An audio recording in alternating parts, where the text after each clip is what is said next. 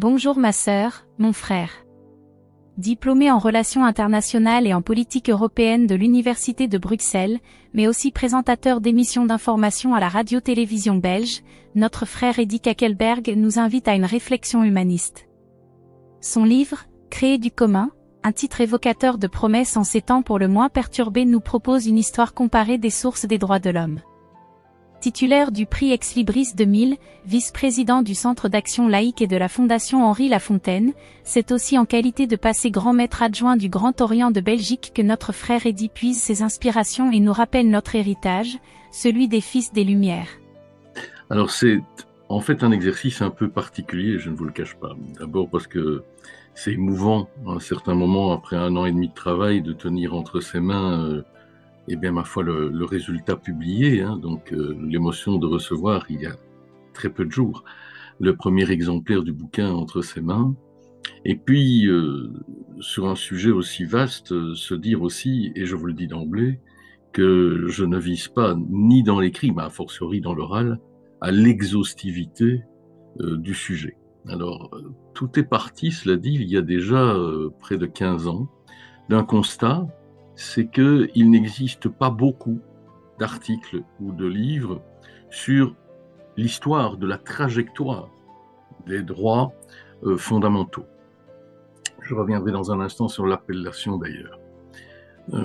Certains contestent aujourd'hui encore une part de l'exercice auquel je me livre en disant qu'il est un peu vain de remonter comme je le fais à la haute antiquité.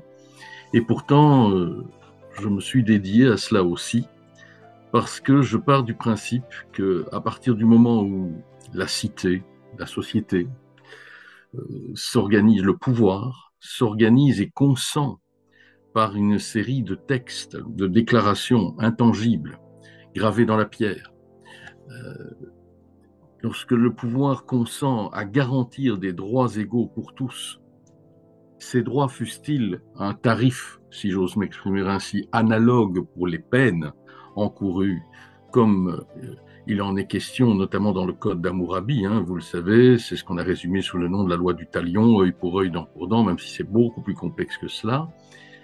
Quand on soumet à l'égalité de traitement l'infraction et qu'on ne la soumet plus à l'arbitraire du pouvoir royal, a priori, parce que il faut bien se rendre compte, et ça c'est une remarque qui vaut jusqu'à aujourd'hui et sans doute hélas encore pour demain, l'existence des textes et des chartes des droits fondamentaux n'empêche jamais à elle seule l'exercice de l'autoritarisme, voire de la dictature, et l'abolition de l'exercice de ces mêmes droits. Mais quand un pouvoir, quand une cité se dote de textes qui luttent contre l'arbitraire et organisent un début d'égalité, une prise de conscience du commun, de ce que l'on a en commun plus que de ce qui nous divise, alors j'estime que nous sommes là dans la proto-histoire de ce que nous pouvons appeler les droits fondamentaux, droits de l'homme, droits humains, c'est-à-dire dans l'émergence d'une série de droits collectifs qui sont attachés à la personne humaine,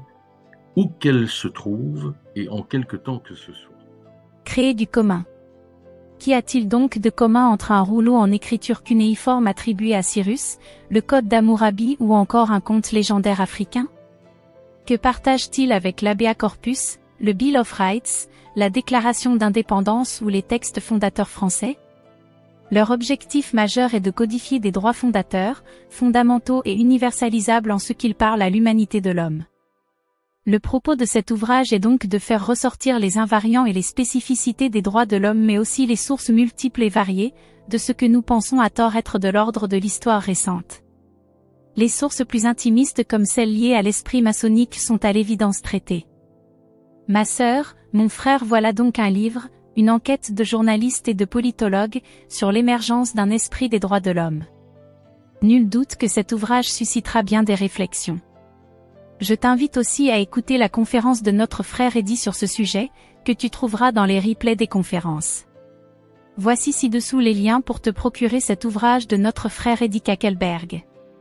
Merci de ton écoute et à très vite pour d'autres suggestions de lecture.